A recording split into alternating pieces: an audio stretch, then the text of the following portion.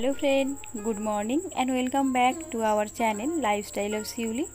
আশা করি আপনারা সবাই খুব ভালো আছেন আর আমরাও আপনাদের ভালোবাসা এবং ভগবানের আশীর্বাদে ভালোই আছি।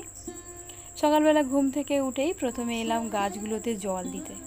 এখন যা রোদ আর গরম, তাতে করে মানুষের তো কষ্ট হচ্ছেই, সেই সঙ্গে দেখুন আমার গাছগুলোর কী অবস্থা। ঘরের মধ্যে রাখা অ্যান্থুরিয়াম গাছের পাতাগুলো এক এক করে সব ঝলসে যাচ্ছে।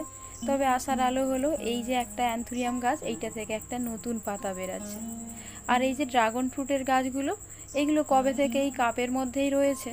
মাটিতে লাগাবো করেও এই গরম আর রোদের ভয়ে আমি লাগাতে পারছি না। এখন যা রোদ, তাতে করে মাটিতে লাগিয়ে দিলেই 1-2 দিনের মাথায় গাছগুলো মরে যাবে একদম।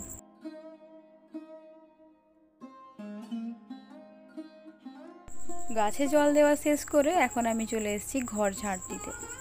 পুরো ঘরটা ঝাঁট দিতে আমার সময় লাগে এই 10 মিনিট মতো, কিন্তু তার আগে ঘরটা গোছাতেই সময় লাগে আধ ঘন্টা থেকে 1 ঘন্টা। আমাদের ঈশারানী খেলে কম, কিন্তু ছড়ায় অনেক বেশি।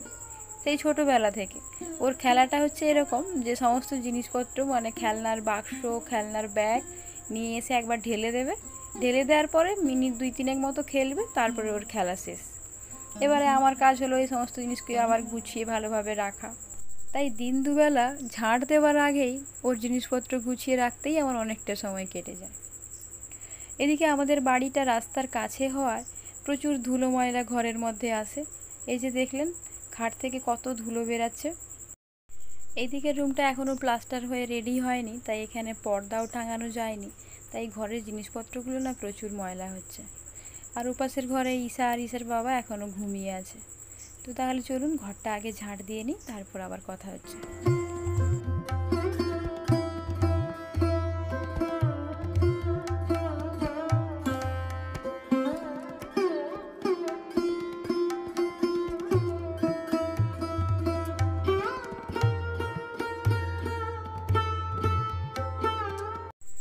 এখন সকাল 8:30 মতো বাজে। আমি স্নান করে নিয়েছি, এখন চলে এসেছি পুজো করতে। আর ওদিকে ঈশাও ঘুম থেকে উঠে গেছে। আজকে ওর বাবা যেহেতু আছে, ওকে দাঁত মাজানো, খাওয়ানো, এই সমস্ত কাজটা ওর বাবাই করে দিচ্ছে। তবে আমার কাছে যতটা কম ঝামেলা করে, ওর বাবাকে পেলে কিন্তু ও খুব ঝামেলা করে। যে কাজটা আমার কাছে 5 মিনিটে করে নিত, সেটা বাবাকে পেলে 15 মিনিট লাগিয়ে দেয়। তো ও যা করছে করুক। এদিকে আমি চলে এসেছি রান্না বান্না করতে। আজকে আমাদের বাড়িতে দরজা বসানো হবে, আর যিনি দরজা বসাবেন তিনি আজকে আমাদের বাড়িতে খাবেন। তো সেই জন্য ওনার জন্য তো একটুখানি স্পেশাল রান্নাবান্না করতে হবে। তো সেই জন্য আমি রান্নাবান্নার কাজটা শুরু করে দিয়েছি। এখন যা গরম, তাতে করে একটু বেলা বাড়লে রান্নাবান্না করতে খুব অসুবিধা হয়।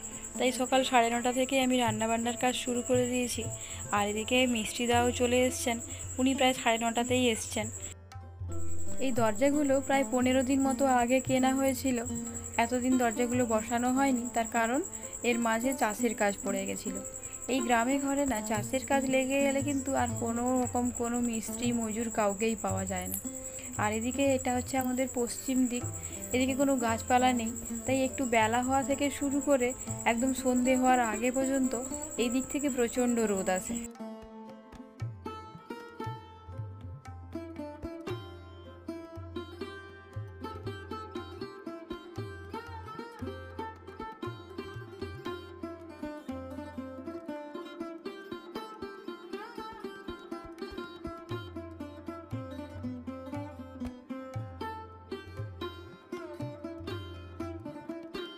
নিজেরা বাড়িতে যে যাই পারি খাই, কোনো সমস্যা নেই, কিন্তু বাইরের একজন কাউকে খাওয়াতে হলেও মাথার মধ্যে যেন অনেকটা বড় চাপ পড়ে যায়, কি খাওয়াবো এই ভেবে। তার উপর এখন আবার প্রচণ্ড গরম। এই গরমের মধ্যে খুব বেশি রিচ খাবার বা তেল মশলাযুক্ত খাবার নিজেদেরও খাওয়া যাবে না, বা কাউকে খাওয়ানোও যাবে না। তো সেই জন্য আজকে একটু হালকা পাতলা রান্না করছি। আমরা এই গরমের মধ্যে এই টকটা প্রায়ই খাই। তো সব রকম সবজি দিয়ে একটা টক করছি। প্রথমে বড়িগুলোকে ভেজে নিয়েছিলাম, ভেজে তুলে নিয়েছিলাম। তারপর সর্ষের তেলের মধ্যে 5 ফোড়ন দিয়ে সব রকম সবজি, মানে এখানে যা যা আছে আলু, রাঙালু, ঢ্যাঁড়স, কুমড়ো, এই সমস্ত দিয়ে একটুখানি কষিয়ে নিয়েছিলাম। কিছুটা কষানো হয়ে যাওয়ার পরে কাঁচা আম দিয়ে দিয়েছিলাম। তারপর প্রায় 80% মতো কষিয়ে নিয়েছিলাম। তারপর সরষা বাটা আর একটুখানি কাজু বাদাম বাটা দিয়ে জল দিয়ে দিয়েছিলাম। তারপর ফুটে যাওয়ার পরে বড়িগুলোকে তুলে দিলাম। আমার রান্না প্রায় শেষের পথে, আর এদিকে দরজা বসানোর কাজও প্রায় শেষের পথে। আমরা দরজাগুলো কিনতে গিয়ে গণেশের মুখওয়ালা দরজাগুলো না কিনতে পেরে খুব মন খারাপ করেছিলাম, কিন্তু তখন আপনাদের মধ্যে অনেকেই আমাকে কমেন্টে জানিয়েছিলেন গণেশ কিংবা অন্য কোনো দেবতার মুখ লাগানো দরজা কখনোই কেনা উচিত নয়, এবং সেটা কেন উচিত নয় সেটাও আপনারা জানিয়েছেন। তাই আপনাদেরকে মন থেকে জানাই অসংখ্য ধন্যবাদ। এদিকে আমার রান্নাবান্নাও কমপ্লিট। আজকের দুপুরের মেনুতে ছিল শাক ভাজা, ডিম ভাজা, মৌরলা মাছের ঝাল দেওয়া, আর ছিল বড়ি দিয়ে নিরামিষ টক। এখন বিকেল 5টা মতো বাজে, আমাদের দরজা বসানোর কাজ কমপ্লিট। মিস্ত্রি দাদা খাওয়া দাওয়া করে বাড়ি চলে গেছেন। এখন চলুন আপনাদেরকে দেখিয়ে দিই আমাদের দরজাগুলো দেখতে ঠিক কেমন হয়েছে। এইটা হচ্ছে আমাদের প্যাসেজের দরজা। এছাড়াও আরও একটা রুমের দরজা বসেছে। তো দরজাগুলো কেমন হয়েছে অবশ্যই কমেন্ট করে জানাবেন। আর আজকের ব্লগটা আমি এখানেই শেষ করছি। ব্লগটা কেমন লাগছে অবশ্যই কমেন্ট করে জানাবেন।